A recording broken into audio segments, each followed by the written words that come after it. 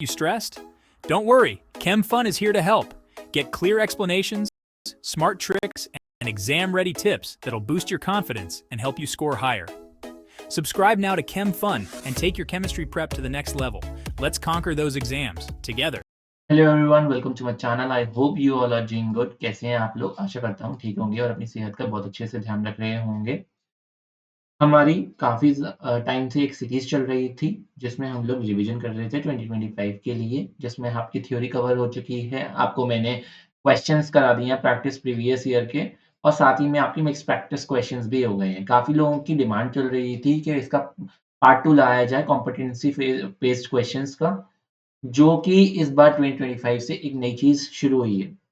ICSE वाले बच्चों के लिए नई चीज़ है, लेकिन सीबीएसई में ये चीज़ बहुत टाइम से ही आ रही है, तो उन लोगों के लिए कुछ भी ये चीज़ नई नहीं है। उन लोगों के में इस तरीके के क्वेश्चंस जो एप्लीकेशन बेस्ड हैं, वो हमेशा से आते थे। आप लोगों के लिए नई चीज़ है। अगर किसी ने सीबीएसई के क्वेश्चन पेपर देखे होंगे उठा के, तो आपको ईज़िली ऐसे क्वेश्चंस मिल जाएँगे।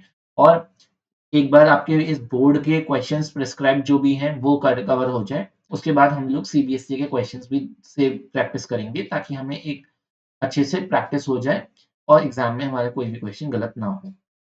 आपको फर्स्ट पार्ट मैंने पहले ही करा दिया था, काफ़ी टाइम हो गया फर्स्ट पार्ट कराए हुए, तो जिसमें कि हमने ऑब्जेक्टिव क्वेश्चंस किए थे। पार्ट 1 में हमने वो कवर कर दिया था, करीब 1 घंटे की वो वीडियो है। जिसने नहीं देखी हो डिस्क्रिप्शन में देख ले, या फिर यहाँ आई बटन पे क्लिक करके देख ले, ठीक है? वो मैंने सब कुछ कराया हुआ है।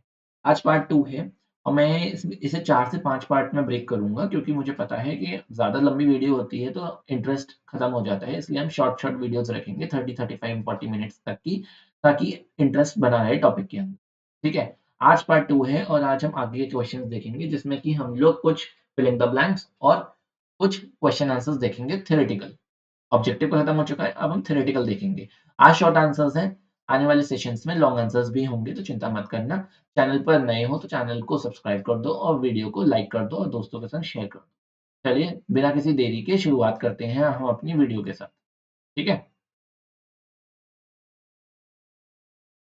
जल्दी-जल्दी जो है इस वीडियो को शेयर कर दो दोस्तों के साथ। मैं रुका हुआ हूँ, जब तक आप शेयर कर दो दोस्तों के साथ, ठीक है? 1 मिनट का वेट कर रहा हूँ, ताकि सब लोग जॉइन कर लें।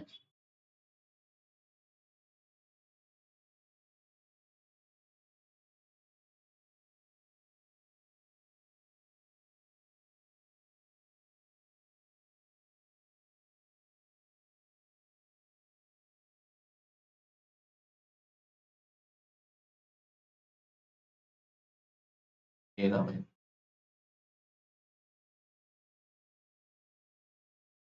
Just wait a minute.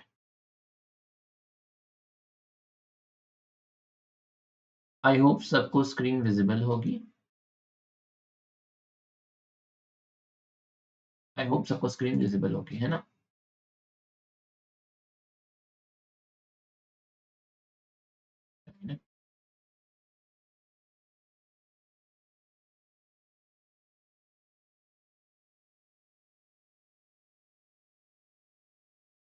हाँ जी, तो स्टार्ट करें हम अपनी। काफ़ी टाइम हो गया है हमें वेट करते-करते। चलिए स्टार्ट करते हैं अपनी वीडियो को। तो द पहला क्वेश्चन है, the orange colour of dichromate solution changes to dash on heating with an alkali due to the formation of dash ion. Question दे रखा है, जल्दी-जल्दी आप सॉल्व करना शुरू करिए, ठीक है? और मैं देख रहा हूँ काफ़ी टाइम से कि लोग जो है वीडियो को ढंग से लाइक नहीं करते हैं, और वीडियो देखने के बाद सब्सक्राइब भी नहीं कर रहे हैं चैनल को, बस वीडियो देखी और निकल ली। प्लीज़ चैनल को सब्सक्राइब करो, आपका ही बेनिफिट है इसमें। सीयूईटी वगैरह सबकी क्लासेस ली जाएँगी इसी पे, तो प्लीज़ सब्सक्राइब करना मत भूलना, ठीक है? तो चलो स्टार्ट करते हैं। देखो, ऑरेंज कलर डाइक्रोमेट सॉल्यूशन का कहाँ किसमें चेंज हो जाता है, जब हम एल्कली फॉर्म करते हैं। तो जब एल्कली में होते हैं OH नेगेटिव आयन्स, तो जब OH नेगेटिव आयन्स रिएक्ट करता है डाइक्रोमेट, तो कलर चेंज हो जाता है ऑरेंज से येलो, क्योंकि क्रोमेट आयन्स बन जाते हैं due to the formation of chromate ions, ठीक है? क्या बन जाता है? क्रोमेट आयन्स बन जाते हैं। जो है हाइड्रोक्सिल ग्रुप जो है हाइड्रोक्सिल आयन्स के साथ मिलके, और कलर चेंज हो जाता है येलो, क्रोमेट आयन्स की फॉर्मेशन हो जाती है, ठीक है? तो colour change to yellow due to the formation of chromate ions. Next question, pK ortho nitrophenol का क्या होता है in comparison to para nitrophenol and its acidic character is this. एक का आंसर आ गया तो दूसरे का आंसर ऑटोमेटिकली पता चल जाएगा। तो देखो, ऑर्थोनाइट्रोफेनॉल की अगर बात करें तो ऑर्थोनाइट्रोफेनॉल है,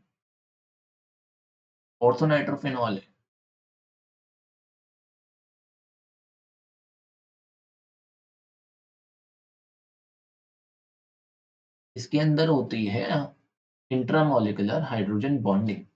इसकी वजह से ये जो H है, ये फ्री नहीं है, इट इज़ नॉट फ्री। अगर फ्री नहीं होगा, तो ये पार्टिसिपेट नहीं कर पाएगा रिएक्शन में। तो ये हमारे पास ये एसिडिक H जो है हमारा प्रोटॉन फ्री नहीं है इसके अंदर, तो ये रिलीज़ नहीं हो पाएगा। अगर ये रिलीज़ नहीं हो पाएगा, तो एसिडिक कैरेक्टर क्या होगा? एसिडिक कैरेक्टर घट जाएगा और lower the acidic character greater the pKa। ये तो ऑब्वियस सी बात है। जितना कम होता है हमारा एसिडिक कैरेक्टर उतना क्या होता है? ज़्यादा pKa होता है। ये तो ऑब्वियस सी बात है, पता ही है हमें, है ना?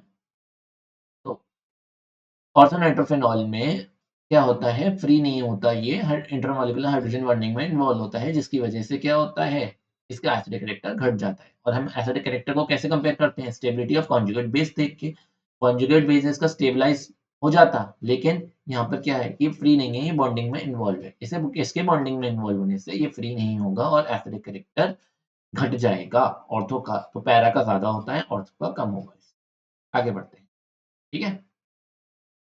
Next, the dash amines do not undergo acylation as they lack replaceable hydrogen, whereas dash amines undergo acylation reaction। तो जैसा कि हमें पता है कि जो टर्शरी वाले अमीन्स होते हैं, जस्ट लाइक दिस, ये ठीक है, ये टर्शरी अमीन्स जो होते हैं इनके अंदर रिप्लेसेबल H नहीं होता है, तो इसकी वजह से ये एसाइलेशन करते हैं, थर्ड डिग्री अमीन। और कौन अमीन अंडरगो करेगा एसाइलेशन? इस टाइप के CH3 वोल्टवाइज NH इस टाइप के हो, या फिर CH3NH2 हो। यहाँ पर रिप्लेसेबल H है, तो रिप्लेसेबल H होने की वजह, ये देखो ये रिप्लेसेबल H है यहाँ पे, जिसकी वजह से ये जो सेकेंड डिग्री हैं और 1 डिग्री हैं, ये क्या करेंगे? ये एसाइलेशन रिएक्शन अंडरगो करेंगे, जबकि ये एसाइलेशन अंडरगो नहीं करेगा टर्शरी वाला, ठीक है? नेक्स्ट, आगे बढ़ लेते हैं। वैंटा फैक्टर जो है एक्वस एसिडिक एसिड का क्या है इनका 1 के रिस्पेक्ट में, well acetic acid in benzene का क्या है 1 के कंपैरिजन में। तो भैया अगर एसिटिक एसिड है, तो एसिडिक एसिड तो हमारा कैसा होता है? एक वीक एसिड होता है, ठीक है? वीक एसिड होगा, लेकिन उसके साथ-साथ एक चीज़ और बताई जा रही है कि यहाँ पर सॉल्वेंट का रोल है, ये एक्वस है, यानी ये पोलर है। ये चीज़ें एब्सोल्यूट नहीं है, रिलेटिव टर्म्स है। यहाँ पोलर सॉल्वेंट है, पोलर सॉल्वेंट में ये डिसोसिएट हो जाएगा और ये दे देगा पोलर सॉल्वेंट में CH3COO नेगेटिव आयन और H पॉजिटिव आयन। ये यहाँ पॉसिबल है, यहाँ पर देना डिसोसिएशन पॉसिबल है, जिसकी वजह से Vanta factor I greater than 1 हो जाएगा। ये 2 में टूट जाएगा, वेंटा फैक्टर जो है वो 2 आइडियली होना चाहिए था, ठीक है? वो तो ये जो है वीक है, इसलिए हम ऐसा कह नहीं सकते। जबकि बेंजीन कैसा है? बेंजीन है नॉन पोलर। नॉन पोलर होने की वजह से इसके अंदर डिसोसिएशन पॉसिबल नहीं होगा एसिटिक एसिड का, इसलिए ये लेस देन 1 होगा। हमेशा याद रखना, लाइक डिसॉल्व्स लाइक, ठीक है? पोलर में पोलर सॉल्युबल होंगे, नॉन पोलर में नॉन पोलर सॉल्युबल, ठीक है? नेक्स्ट मूव ऑन करते हैं आगे की तरफ, ठीक है? नेक्स्ट देखो, first order reaction half complete है 20 मिनट्स में, 75% कंप्लीट ये कितने टाइम में होगी? ये बताना है। इसके लिए आप 20 सेकंड ले सकते हो, मुझे बताओ।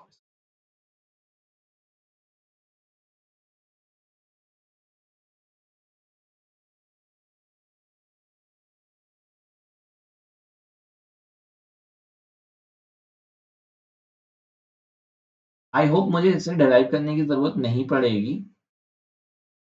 आंसर बताओ। देखो, अगर मैं सिंपल सा बताऊँ, तो 20 मिनट्स में टी हाफ जो है इसका, वो 20 मिनट है। यानी हर 20 मिनट में ये अपनी हाफ होती चली जाएगी। समझ में आई? यानी रिएक्शन जो है पहले देखो पहले 50% कंप्लीट हो जाएगी हर 20 मिनट में। अगले 20 मिनट और हो जाएँगे तो 50 का हाफ यानी 25 और हो जाएगी यानी 75 परसेंट कंप्लीट हो जाएगी। कितने टाइम में? 20 और 20 40 मिनट्स में। तो यानी 75 कंप्लीट कितनी हो जाएगी? 40 मिनट्स में कंप्लीट हो जाएगी। उसके बाद फिर से क्या कहते हैं अगले 20 मिनट में क्या होगा? अगले 20 मिनट में 60 मिनट हो जाएँगे, 60 मिनट में कितनी होगी? 75 हो गई और कितना हो जाएगी?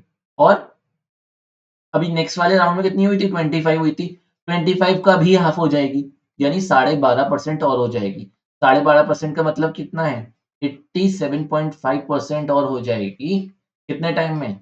60 मिनट में। इसमें कोई फ़ॉर्मूले की ज़रूरत नहीं थी। ये बेसिक एक जनरल एप्टीट्यूड वाली चीज़ थी कि जो है ना टी हाफ रिएक्शन अपना हाफ हो रही है 20 मिनट में। तो नेक्स्ट आगे के 20 मिनट में और हाफ हो जाएगी, यानी 25% और हो जाएगी, तो टोटल कितना हो गया 75। नेक्स्ट हाफ मिनट में कितनी हो जाएगी 25 का भी हाफ हो जाएगी यानी 12.5% और हो जाएगी यानी 87.5% हो जाएगी 60 मिनट में। अच्छा, कोई बोलेगा कि 100% हो जाएगी फिर तो अगली बार, नहीं ऐसा नहीं होता। जो फर्स्ट ऑर्डर रिएक्शन होती है ना, ये फर्स्ट ऑर्डर रिएक्शन कभी भी कंप्लीट नहीं होती। इट नेवर कंप्लीट्स, ठीक है? तो ये कितने टाइम में हो जाएगी 87.5 60 मिनट्स में, ठीक है? ओके, नेक्स्ट मूव ऑन कर लेते हैं आगे की तरफ। चलिए, आगे का बताइए। फाइब्रस प्रोटीन्स कैसे होते हैं पानी के अंदर, जबकि ग्लोबुलर प्रोटीन्स कैसे होते हैं पानी के अंदर? पानी के अंदर की रिएक्शन बतानी है। फाइब्रस प्रोटीन्स क्या होते हैं पानी के अंदर, जबकि ग्लोबुलर प्रोटीन्स क्या होते हैं? हमें बेसिकली इसकी सॉल्युबिलिटी पे कमेंट करना है। तो ये तो एप्टीट्यूड की बात नहीं है, ये तो आता है तो आता है, नहीं आता तो नहीं आता वाला क्वेश्चन है। याद रखना एक बात, इस बार क्वेश्चंस ना हलवा टाइप नहीं आएँगे कि आपको स्ट्रेट अवे आता है, मैंने पहली वाली वीडियो में भी यही बात कही थी। स्ट्रेट अवे डायरेक्ट क्वेश्चंस नहीं आएँगे, थोड़ा-सा दिमाग लगेगा। तो उसकी प्रैक्टिस करने के लिए कोई चिंता की बात नहीं है, हम सेशंस करेंगे। मिक्स प्रैक्टिस सीरीज़ हमारी क्या कहते हैं आधी से ज़्यादा हो गई है, थोड़ी-सी रह गई है। इसके बाद हम अपने क्यू जो हैं वो ही आगे बोर्ड तक चलाएँगे, ठीक है? और पूरे एक-एक पेज के जो पैराग्राफ बेस्ड क्वेश्चंस होते हैं, एबीसीडी वाले पैराग्राफ नहीं, अब तो कहानी वाले पैराग्राफ आ गए हैं, स्टोरी बेस्ड क्वेश्चन। तो स्टोरी बेस्ड क्वेश्चंस भी हम करेंगे। एक नया पैरामीटर जुड़ गया है, जो है स्टोरी बेस्ड क्वेश्चंस। हम स्टोरी बेस्ड क्वेश्चंस भी करेंगे और वो मोस्ट प्रोबेबली होंगे हमारे फ़रवरी में। फ़रवरी के फर्स्ट वीक से हम स्टार्ट करेंगे या जनवरी के लास्ट से स्टार्ट करेंगे 26 जनवरी के बाद से, ओके? जिसमें कि आपके पूरे-पूरे पेज के पैराग्राफ्स होंगे, जिनसे आपको इन्फरेंस ड्रॉ करना होगा और अपने क्वेश्चंस को आंसर करना होगा। इस बार ऐसे क्वेश्चंस आने ही आने हैं, तो बच नहीं सकते हैं। फाइब्रस प्रोटीन्स कैसे होते हैं? इनसॉल्युबल होते हैं पानी में, इनसॉल्युबल। जबकि ग्लोबुलर प्रोटीन्स कैसे होते हैं? ये सॉल्युबल होते हैं पानी के अंदर, ठीक है? सॉल्युबल होते हैं। ये तो एक फैक्चुअल क्वेश्चन। नेक्स्ट क्वेश्चन की तरफ मूव करते हैं। अब देखो काफ़ी बच्चों की ने कहा था मुझसे कि सीएफक्यू नेक्स्ट पार्ट, सीएफक्यू नेक्स्ट पार्ट। वो बच्चे प्लीज़ अटेंड कर लें इस लेक्चर को और शेयर कर दें और लाइक कर लें और अगर तक सब्सक्राइब नहीं किया है तो कर लें और आपके घर में सबके घर में 2-2 3-3 डिवाइस तो होते ही होते हैं या फिर हर लोग मल्टीपल आईडीज़ भी यूज़ करते हैं जीमेल की। प्लीज़ उनसे सब्सक्राइब कर लो या फिर घर पे भी जो हो फ्रेंड सर्कल में भी हो, एक जना 10 सब्सक्राइबर तो बढ़वाए ही बढ़वाए। मैं चाहता हूँ कि आपके एग्ज़ाम आते-आते हम लोग 1 के को क्रॉस कर लें। ये आपकी ड्यूटी है, ठीक है? हाँ, तो एलिमिनेशन रिएक्शंस जो हेलो एल्केन्स की होती हैं, वो किसके प्रेज़ेंस में होती हैं? At the position of carbon atom. बताओ। एलिमिनेशन जब भी होता है ना, तो इसका नाम ही होता है बीटा एलिमिनेशन। का नाम ही होता है बीटा एलिमिनेशन और ये हमेशा अल्कोहलिक क्यूएच के प्रेजेंस में होता है जो रिएक्शंस देती हैं हमारे को अल्कीन। बीटा एलिमिनेशन जिसमें कि आपका स्टेटजेफ रूल लगता है। स्टेटजेफ का रूल लगता है जिसमें, ये तो आपको पता ही है। स्टेटजेफ का रूल लगता है, ये हमारा बीटा एलिमिनेशन होता है। तो ये किसके प्रेजेंस में होता है? ये होता है अल्कोहलिक क्यूएच के प्रेजेंस में। और कौन सी पोजीशन पे? बीटा पोजीशन पे। ठीक है, नेक्स्ट मूव करते हैं अगले क्वेश्चन की। जब कंसंट्रेशन सॉल्यूशन की वीक इलेक्ट्रोलाइट की डैश है, इट्स डैश कंडक्टिविटी इंक्रीजेस। तो सबसे पहली बात तो मोलर कंडक्टिविटी की बात हो जाएगी। Molar conductivity increases. ठीक है, मोलर कंडक्टिविटी बढ़ रही है। अब मोलर कंडक्टिविटी बढ़ रही है, तो उसके बाद कंसंट्रेशन क्या होती है वीक इलेक्ट्रोलाइट की जब वो इंक्रीज करती है? अगर ये ग्राफ देखो किसका, डेबाई-हर्कल और सैगर का, इस तरीके से वीक का ग्राफ आता है, जबकि इस तरीके से आता है आपका इसका ग्राफ, स्ट्रॉन्ग का। और ये होती है molar conductivity versus square root of concentration के बीच में ये ग्राफ प्लॉट होता है डेबाई-हर्कल और सैगर इक्वेशन और कोलरॉश लॉ से डिराइव होके। इस तरीके से ये अप्रोच कर रही होती है और ये इस तरीके से होती है। तो देखो इसमें हो क्या रहा है, जब कंसंट्रेशन को लोअर करते हैं, ये वीक इलेक्ट्रोलाइट की देखो इस तरीके से जैसे-जैसे हम कम कर रहे हैं, वैसे-वैसे मोलर कंडक्टिविटी इंक्रीज कर रही है ना? तो when the concentration of weak electrolyte is decreased, जब वीक इलेक्ट्रोलाइट की कंसंट्रेशन कम करी जाती है, ठीक है? तो मोलर कंडक्टिविटी इंक्रीज होती है। ये आपका कंक्लूजन था किसका? डेबाई-हक्कल इक्वेशन का। ओके? और मैं mark my words, I am telling this again and again, this year's paper won't be a cakewalk. It won't be easy. It would be application based, aptitude based.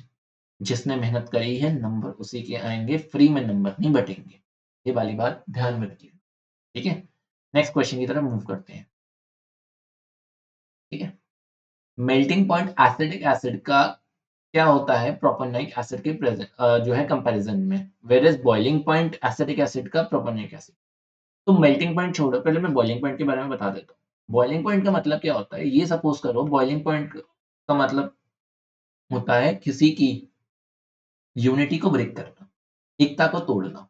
ठीक है, boiling point हमेशा तब ज्यादा होगा जब chain लंबी होगी, chain lengthening होगी ना, जब चेन लंबी होगी तो हमेशा क्या होता है, बॉइलिंग पॉइंट ज्यादा होता है। ठीक है, प्रोपेनोइक में होते हैं 3, एसिडिक में होते हैं 2। तो इसका बॉइलिंग पॉइंट कम होगा क्योंकि मॉलिक्यूलर वेट कम है। मॉलिक्यूलर वेट कम है, किसी भारी इंसान को डिस्प्लेस करना मुश्किल है, लेकिन अगर कोई हल्का इंसान है, स्किनी पर्सन है, तो उसे डिस्प्लेस करना उसकी पोजीशन से आसान है। तो ये गवर्न करता है बॉइलिंग पॉइंट। ठीक है, जबकि मेल्टिंग पॉइंट एसिडिक एसिड का ज्यादा हो जाता है। ओके, आगे बढ़ जाते हैं। ये थे हमारे फिलिंग द ब्लैंक्स। और अच्छा आई थिंक अभी और रह गए हैं। चलो एक और है, इसे और कर लेते हैं। कॉम्प्लेक्स आयन जो है हमारा NO2 और ONO, ONO और NO2 हमें पता है ये किस टाइप का आइसोमेरिज्म शो करते हैं। NO2 और ONO ये लिंकेज आइसोमेरिज्म शो करते हैं। ये डिपेंड करता है लिंक कौन कर रहा है। ऐसे ही हमारा साइनाइड है और NC है ना? इन्हें हम क्या कहते हैं? एम्बिडेंटेट लिगेंड्स कहते हैं, क्योंकि ये डिपेंड करता है किस पोजीशन से अटैच हो रहे हैं। ये कार्बन से अटैच हो रहा है या ये नाइट्रोजन की पोजीशन से अटैच हो रहा है। तो ये क्या होता है, जो NO2 वाला है कॉम्प्लेक्स आयन, ये ज्यादा स्टेबल होता है। ठीक है, और इस आइसोमेरिज्म को कहते हैं, क्योंकि ये लिंक कर रहा है, इसे कहते हैं लिंकेज आइसोमेरिज्म। अब इस पर क्वेश्चन उन्होंने दे दिया आपको सैंपल के तौर पे, तो एग्जाम में ये भी पूछ सकता है वो बाकी आइसोमेरिज्म्स के बारे में भी।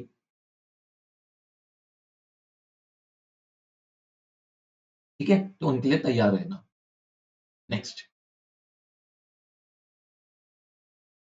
ये हमारा लास्ट हो गया। अब हम करते हैं अपने कौन से क्वेश्चंस, शॉर्ट आंसर क्वेश्चन। ठीक है, अब हम शॉर्ट आंसर्स करेंगे जो पूरे थ्योरी बेस्ड है। ये भी थ्योरी थे, अब हम थ्योरी बेस्ड क्वेश्चंस करेंगे, है ना? चलो पढ़ो क्वेश्चन और मुझे आंसर बताओ। मेन मेन पॉइंट लिख देना बस। बॉइलिंग पॉइंट मिथाइलअमीन, इथेन और मेथनॉल का दे रखा है हमारे को। ये हमें बताना है कि बॉइलिंग पॉइंट में फ़र्क किस तरीके से आ रहा है। देखो, पहली बात तो हम एक्सप्लेन कर सकते हैं इसे किस बेसिस पे, अगर सेम टाइप के हाइड्रोकार्बन्स हो तो हम इसे मॉलिक्यूलर मास के बेसिस पर एक्सप्लेन कर सकते हैं। लेकिन यहाँ पे हमारा हाइड्रोजन बॉन्डिंग का कॉन्सेप्ट यूज़ क्यों होगा कॉन्सेप्ट, मैं बता देता हूँ, इसलिए क्योंकि मेथनॉल है। मेथनॉल क्या होता है? CH3OH। ईथेन है, ईथेन क्या होता है? CH3CH3।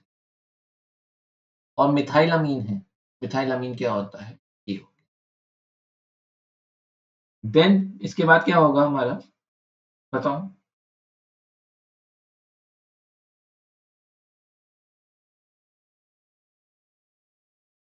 जल्दी जल्दी बताओ।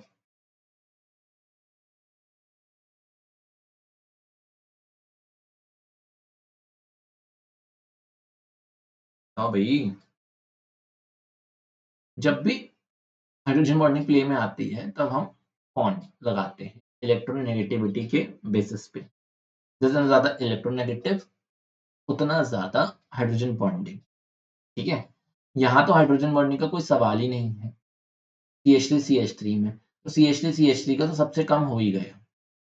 ठीक है, जबकि ये जो है मेथनॉल, यहाँ पर ऑक्सीजन ज्यादा इलेक्ट्रोनेगेटिव है, और अगर ऑक्सीजन ज्यादा इलेक्ट्रोनेगेटिव होगा तो क्या होगा? ऑक्सीजन ज्यादा इलेक्ट्रोनेगेटिव है तो इसलिए क्या होगा? इसमें स्ट्रॉन्ग हाइड्रोजन बॉन्डिंग होगी। अगर स्ट्रॉन्ग हाइड्रोजन बॉन्डिंग होगी तो क्या होगा? इतना जल्दी बॉयल नहीं होगा ना, हाइड्रोजन के संग और पानी में ज्यादा स्ट्रॉन्ग बॉन्ड बनेगा, ऑब्वियस सी बात है।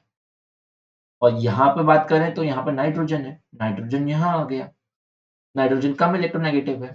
ऑल्दो नाइट्रोजन में NH बॉन्ड्स बनेंगे, NH बॉन्ड होगा, N जो है नाइट्रोजन का जो N है ये बॉन्ड बनाएगा इस तरीके से, लेकिन ये बॉन्ड इससे कम भी स्ट्रॉन्ग होगा। ठीक है, तो इसलिए क्योंकि इलेक्ट्रोनेगेटिविटी ज्यादा है O की, तो इसलिए सबसे ज्यादा बॉइलिंग पॉइंट मेथनॉल का होगा, देन उसके बाद मिथाइलअमीन और देन उसके बाद ईथेन। ठीक है, तो आप इसे अपने वर्ड्स में लिख सकते हैं, मैंने आपको कॉन्सेप्ट बता दिया। अब वो कह रहा है कि क्या तुम्हें लगता है COEN थ्राइस सी पॉजिटिव, ये जो होता है ये इथिलीन डायमीन होता है EN, इसको शॉर्ट में लिखते हैं। ऐसे ही काफी सारे हैं जिन्हें हम एब्रिविएशंस में लिखते हैं, उनके क्या करने हैं हमें, या फुल फॉर्म याद करनी है एग्जैक्ट। ठीक है, ये ऑप्टिकल आइसोमेरिज्म शो करेगा। अच्छा, मैं इसके साथ साथ बता देता हूँ, ये क्वेश्चन एग्जाम के लिए इंपॉर्टेंट है। आइसोमेरिज्म पे और नोमेनक्लेचर पे क्वेश्चन आने ही आने। ठीक है, तो इसके पॉसिबल आइसोमर्स बताने हैं। तो सबसे पहली बात तो हाँ, ये ऑप्टिकल आइसोमेरिज्म शो करेगा, हाँ बिल्कुल करता है, ये डी और एल फॉर्म शो करता है। ठीक है, डी और एल फॉर्म शो करता है। ऐसे ही आपको फैक और मर, फेशियल एंड मेरिडोनल, इनके बारे में याद करना। ठीक है, ये बहुत ही इंपॉर्टेंट है एग्जाम के perspective. D and L form show करेगा। अब उसके बाद बात करते हैं जो है draw the possible isomers and name them. तो दो आइसोमर्स बन जाएंगे आपके EN थ्राइस के। ठीक है? इस तरीके से आप जो है बना सकते हो, ये आपको पता है, ये आपका आइडेंटिटी लिगेंड है, तो इस तरीके से आप हेक्सागोनल में बना सकते हो आइसोमर्स। एक डी फॉर्म हो जाएगी और एक क्या हो जाएगी? एल फॉर्म हो जाएगी। ठीक है, बना देना आप क्या कहते हैं। और उसके बाद बात कर रहा है वो इनके नॉमेनक्लेचर, तो एक क्या हो जाएगा? डी, और एक है एल। बस इतना लगाना है, बाकी तीन है तो हम ये क्या लिखेंगे? ट्रिस। आपको पता है कॉम्प्लेक्स जो भी होते हैं उनमें हम बिस, ट्रिस, टेट्राकिस ये सब यूज करते हैं। ठीक है, उसके बाद क्या यूज होगा? इथिलीन डायमीन, क्योंकि इथिलीन डायमीन है हमारे पास इसलिए इथिलीन डायमीन। और थ्री, इसका तो जीरो होता है, और कोबाल्ट के लिए कितना है? 3 है, तो हम tris ethylene diamine cobalt 3, cobalt. और यहाँ पे कोई इसका साथ में दे तो नहीं रखा है, तो इसलिए ये क्या है? आयन। ठीक है, इसलिए यहाँ पर भी एल के साथ आ जाएगा यही सब। ओके, नेक्स्ट क्वेश्चन की तरफ मूव करते हैं। VBT के बेसिस पर मेरे को हाइब्रिडाइजेशन शेप और चार्ज बताना है NiCO4 के ऊपर। देखो, अगर मैं वैसे बताऊं तो NiCO4 जो है ना sp3 टेट्राहेड्रल होता है। ठीक है, TD। टेट्राहेड्रल होता है और ये बहुत ही फेमस कॉम्प्लेक्स है C4 CO जो है कोबाल्ट का, ठीक है? ये जो होता है एक हाई स्पिन कॉम्प्लेक्स होता है। हाई स्पिन कॉम्प्लेक्स होने के साथ-साथ क्या होता है इसके अंदर? हाई स्पिन कॉम्प्लेक्स होने के साथ-साथ अ, डिस्कस द हाइब्रिडाइजेशन मैंने तुम्हें sp3 बता दी, शेप टेट्राहेड्रल बता दी, चार्ज क्या होगा इसके ऊपर? तो चार्ज जो है ये न्यूट्रल कॉम्प्लेक्स है क्योंकि कोबाल्ट का जो है ना ये न्यूट्रल कॉम्प्लेक्स होता है। इसके अंदर कोबाल्ट जो होता है वो 0 में ही होता है, ठीक है? तो ये बता दिया मैंने आपको। तो निकल का क्या कितना हो गया? सर मुझे निकल का कोई बताएगा? 3d8 3d8 4s ठीक है? निकल का कोबाल्ट कॉम्प्लेक्स हो गया। अच्छा, चार्ज ऑन द मेटल 0 हो गया, ये हाई स्पिन कॉम्प्लेक्स हो गया और आपका sp3 हो गया। अब आप इसे इस तरीके से बना सकते हो, हाई स्पिन कॉम्प्लेक्स होता है ये। पक्का? नहीं, ये हाई स्पिन कॉम्प्लेक्स नहीं होता, ये लो स्पिन होता है। क्यों? क्योंकि ये स्पेक्ट्रोकेमिकल सीरीज़ में कोबाल्ट जो होता है, वो स्पेक्ट्रोकेमिकल सीरीज़ में सबसे लास्ट में ही आता है। लास्ट में आने की वजह से क्या होता है? लास्ट में आने की वजह से ये पेयरिंग कर लेता है क्योंकि ये काफ़ी स्ट्रॉन्ग है। तो ये नीचे किसमें? T2G में पेयर कर लेगा ये, Eg तक जाएगा ही नहीं। मैं सही बोल रहा हूँ? नहीं, मैं सही नहीं बोल रहा हूँ। क्यों? क्योंकि टेट्राहेड्रल कॉम्प्लेक्स है। इसमें E जो है T2G और Eg यूज़ नहीं होते, T2 और E2 यूज़ होते हैं। पहली बात तो यहाँ आती है, जहाँ मैं गलत बोल रहा था। सेकंड चीज़ कहाँ आती है गलत? सेकंड चीज़ गलत आती है कि यहाँ पे T2G नीचे नहीं होता, यहाँ Eg मतलब T2 नीचे नहीं होता, T2 नीचे होता है। तो ये मत समझना कि अगर मैं कुछ बोल रहा हूँ तो मतलब वो सच ही है। अब ब्रेन भी यूज़ करना, ओके? अपना ब्रेन ज़रूर यूज़ कर लेना। 1, 2, 3, 4, 5, 6, 7, 8, 8 के बाद 8 के बाद बताओ क्या करना चाहिए? चलो ये छोड़ो, पहले तुम ये बताओ कि चार्ज और कॉपर मेटल सेम होगा या डिफरेंट होगा इस कॉम्प्लेक्स में? ये चार्ज सेम ही होगा, क्यों? क्योंकि भैया हम लोग कोबाल्ट का कॉम्प्लेक्स ले रहे हैं, ये हमने इसमें लिगेंड चेंज नहीं किया है। लिगेंड चेंज करते हैं तो चार्ज में फ़र्क पड़ता है, ठीक है? तो होगा तो यही, चार्ज तो 0 ही होगा।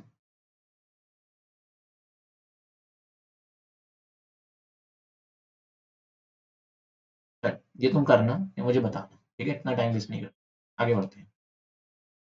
2 स्टूडेंट्स थे, वो जो कि बेसिसिटी ऑफ कंपाउंड्स को स्टडी कर रहे थे।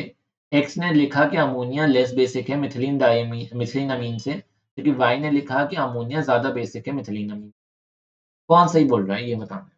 अब ये क्वेश्चन जो है ना, ये है आपके एप्लीकेशन बेस्ड क्वेश्चंस। एक ने बोला अमोनिया कम बेसिक होती है मिथिलीन अमीन। अब अमोनिया है और एक तरफ मिथिलीन अमीन है। एक बोल रहा है कम बेसिक है, एक बोल रहा है ज़्यादा बेसिक है। कौन सही बोल रहा है मुझे ये बताओ। बताओ, बताओ, जल्दी बताओ।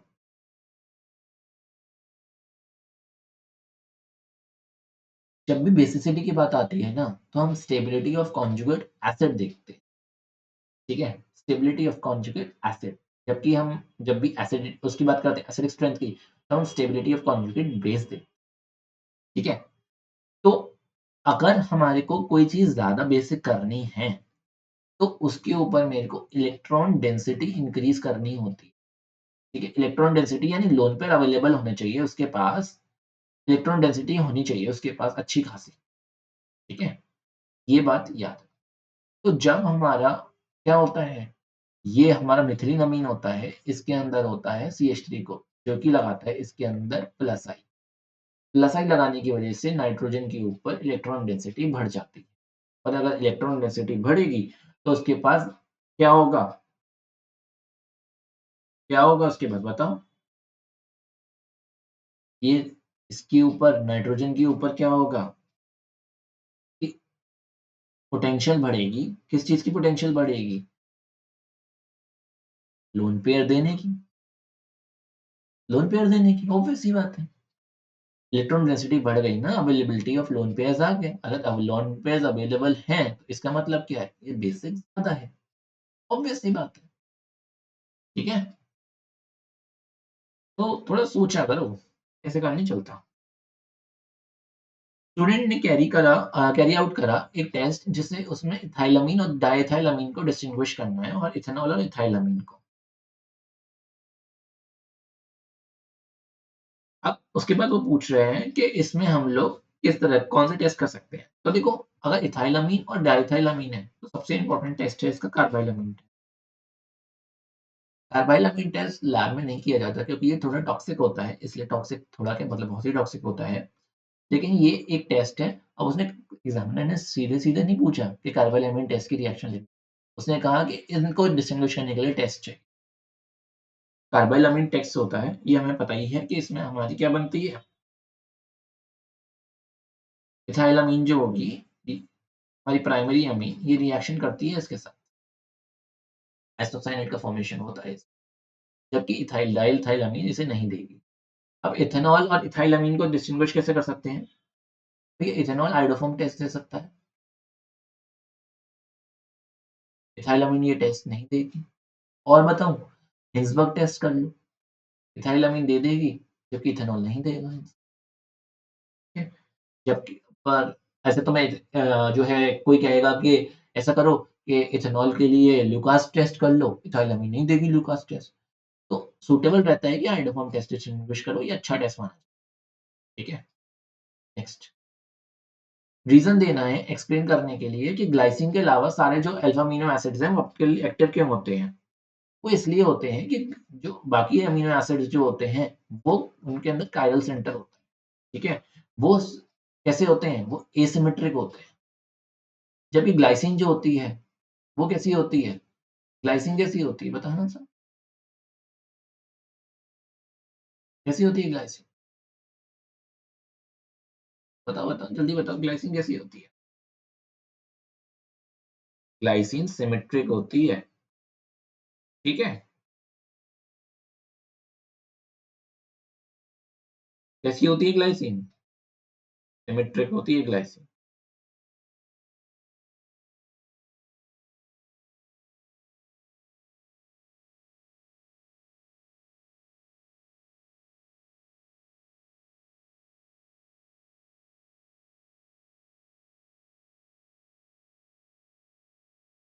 अमीनो एसिड है, तो यानी COH ग्रुप तो होगा ही होगा। ये हो जाता है NH2 CH OO। ये देखो, दोनों हाइड्रोजन ही है इसके ऊपर, इसकी वजह से ये जो है वो सिमेट्रिक हो गई।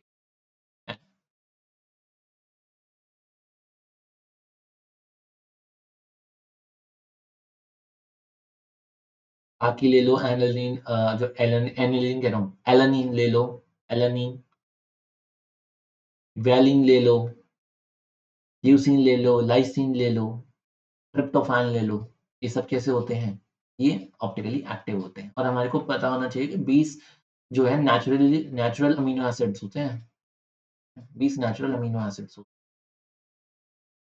ड्यूटर आयन को डाइपोलर आयन क्यों कहते हैं? क्योंकि इसके अंदर पॉजिटिव और नेगेटिव दोनों टर्मिनल्स होते हैं। कि इस टाइप का होता है। अगर ड्यूटर आयन ले लें हम, तो देखो इस तरह से NH3 पॉजिटिव और हमारा CH2 और COO नेगेटिव। पॉजिटिव नेगेटिव दोनों सेंटर होते हैं इसके अंदर।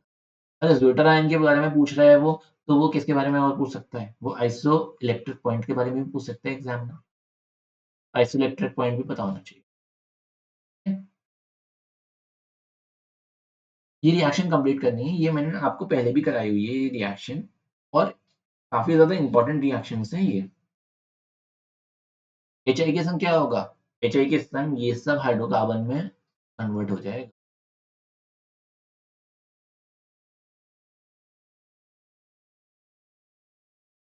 मैकेनिज़्म कराने की कोई ज़रूरत नहीं है, बस आप ये याद रख लो कि हाइड्रोकार्बन में कन्वर्ट हो जाता है। एंजाइम्स को बायोकैटालिस्ट क्यों कहते हैं? क्योंकि एंजाइम रिएक्शन में पार्टिसिपेट नहीं करता, लेकिन रिएक्शन को इन्फ्लुएंस करने का काम करता है। ठीक है? और ये बायो क्यों है? क्योंकि ये एंजाइम जो है वो लिविंग सेल्स में रिएक्शन को एनहांस करने का जो मेटाबॉलिज्म है उसकी रेट को इन्फ्लुएंस करने का काम लिविंग सेल्स के। नेक्स्ट चीज देखो, ऑर्डर और name the x and y axes लिखा गया है। अगर हम फर्स्ट रिएक्शन की इक्वेशन को देखें तो क्या होती है बताओ? फर्स्ट ऑर्डर में विलहेल्मीज इक्वेशन होती है। विलहेल्मीज इक्वेशन पूछ कहेंगे कि ये क्या बवाल आ गया विलहेल्मी का नाम का। फर्स्ट ऑर्डर की रिएक्शन को विलहेल्मीज इक्वेशन कहते हैं। ठीक है, फर्स्ट ऑर्डर की रिएक्शन को विलहेल्मीज इक्वेशन कहते हैं। ये क्या होती है? कंसिडर इसकी टी हाफ क्या होती है? 0.3/k, जबकि इसकी रिएक्शन क्या होती है? Minus d a by d t directly proportional to k की power directly proportional to a k की पावर a नहीं सॉरी a। इससे इक्वेशन डराइव होती है कि नहीं होती है? होती है कि नहीं होती है? जल्दी बताओ।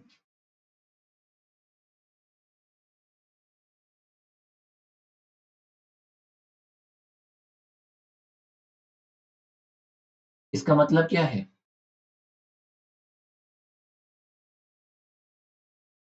ये जो है क्या है?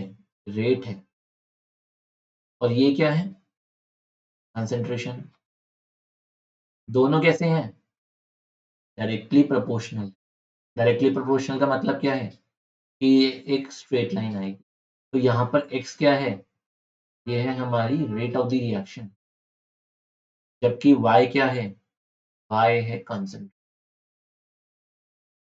ठीक है, समझ में आई? टी हाफ और कंसंट्रेशन का ग्राफ बनवाते तो क्या होता? वो ग्राफ ही नहीं बनता। क्यों? क्योंकि टी हाफ जो है वो कंसंट्रेशन पर डिपेंड ही नहीं करती है फर्स्ट ऑर्डर। अगर इसका पूछें तो आपसे सेकंड ऑर्डर का भी पूछ सकते हैं, कोई बड़ी। नेक्स्ट देखो, 3/4 लाइफ पूछिए, T3/4 पूछिए फर्स्ट ऑर्डर रिएक्शन के लिए। बताओ क्या होगी? K की वैल्यू क्या होती है? 2.303/T log A upon S।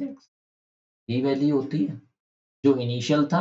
जैसे ए नॉट भी लिख सकते हैं और a माइनस एक्स को हम AT भी लिख सकते हैं, यानी जो बच गया लेफ्ट। ठीक है, तो इसके अंदर क्या होगा? बताओ बताओ जल्दी बताओ।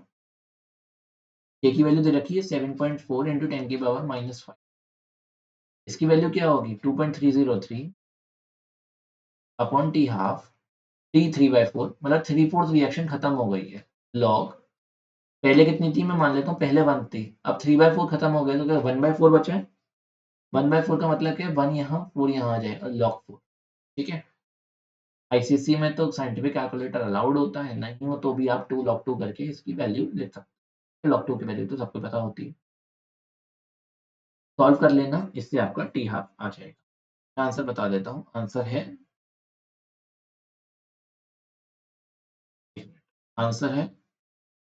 1.87 इंटू 10 की पावर 4 सेकेंड। नेक्स्ट देखो। अच्छा, कोई मुझे ये बताएगा कि अगर इस क्वेश्चन के अंदर फर्स्ट ऑर्डर नहीं लिखा होता तो क्या करते? फर्स्ट ऑर्डर नहीं लिखा होता तो क्या करते? तो हमें ये पर सेकंड दे रखा है, रेट कांस्टेंट। अगर रेट कांस्टेंट पर सेकंड होता है तो इसका मतलब ही है कि फर्स्ट ऑर्डर रिएक्शन है। तो अगर एग्जाम में दे नहीं रखा हो रिएक्शन कौन से ऑर्डर की है, तो इससे स्टडी कर लिया करो रेट कांस्टेंट। ये बात समझ में आ रही है? I hope this is clear. Study the graph given below and label the numbers. ये आज के लिए लास्ट क्वेश्चन रहेगा। अगला हम नेक्स्ट पार्ट में करें, पार्ट नंबर 3 में। ये ग्राफ को स्टडी करना है और हमारे को लेबल करना है इस ग्राफ को। ये ग्राफ हमारा केमिकल का है, मैं आपको बता दूं। और ये कौन से वाले पार्ट से है? ये पार्ट है आर्हेनियस इक्वेशन। आर्हेनियस इक्वेशन में आपको पता होगा एक फॉर्मूला आता है k is equals to ae to the power minus ea by rt। उस वाले पार्ट से ये ग्राफ है। एग्जाम में ये नहीं बताएगा कौन से पार्ट से। ये ग्राफ जो है वो प्लॉट होता है पोटेंशियल एनर्जी के बीच में और किसके बीच में प्लॉट होता है, रिएक्शन कोऑर्डिनेट के बीच में। यहाँ पे क्या होता है, रिएक्टेंट के बारे में, यहाँ क्या होता है, प्रोडक्ट होता है, और यहाँ से यहाँ तक क्या होती है, ये क्या होती है, ये होती है एक्टिवेशन एनर्जी। और अगर आपसे ये पूछा जाए कि ये ग्राफ एक्सोथर्मिक का है या एंडोथर्मिक का है, ये भी तो पूछ सकता है कि ये एक्सोथर्मिक का ग्राफ है कि एंडोथर्मिक का ग्राफ।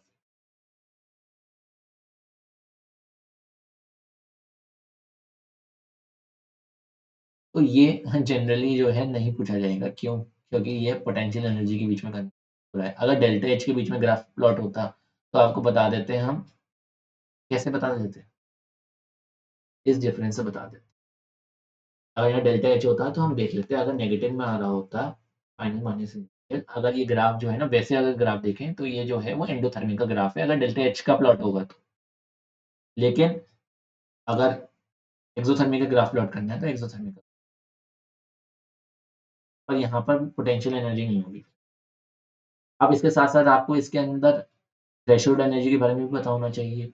आपको ये भी पता होना चाहिए कि इनकी डेफिनिशंस क्या होती हैं। आपको इसके अंदर और क्या-क्या चीज़ें पता होनी चाहिए, कोलिजन थ्योरी भी पता होनी चाहिए, इफेक्टिव नंबर ऑफ कोलिजन्स क्या होते हैं, यहाँ पर एक ट्रांजिशन स्टेट बनती है, वो भी पता होनी चाहिए।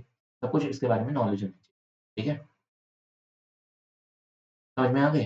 अगर वीडियो पसंद आई हो तो लाइक करना, शेयर करना दोस्तों के साथ, और चैनल पर नए हो तो चैनल को सब्सक्राइब कर देना, बेल आइकन को हिट कर देना ताकि आपके पास 30 मिनट्स पहले नोटिफ़िकेशन आ जाए।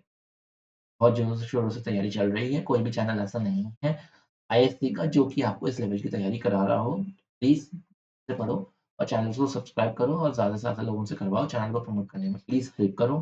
एक जना कम से कम 10 लोगों से करवाएँ, अगर आप सब लोग काम करेंगे, बूँद-बूँद से सागर भरता है, और सब लोग काम करेंगे तो 1 के हमारे बहुत ही जल्दी हो जाएँगे।